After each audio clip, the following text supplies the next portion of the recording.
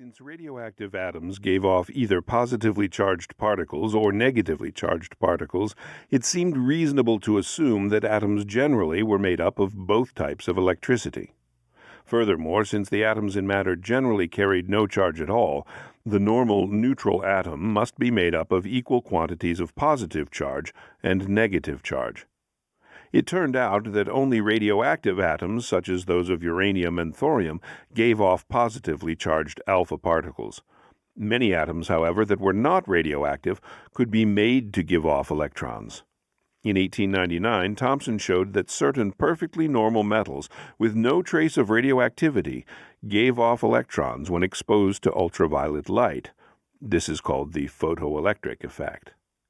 It was possible to suppose, then, that the main structure of the atom was positively charged and generally immovable, and that there were also present light electrons, which could easily be detached. Thomson had suggested as early as 1898 that the atom was a ball of matter carrying a positive charge, and that the individual electrons were stuck throughout its substance, like raisins in a pound cake.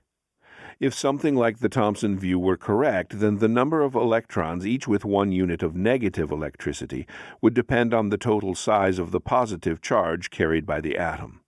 If the charge were plus 5, there would have to be 5 electrons present to balance that.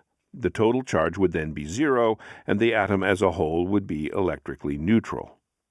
If in such a case an electron were removed, the atomic charge of plus 5 would be balanced by only 4 electrons with a total charge of minus 4.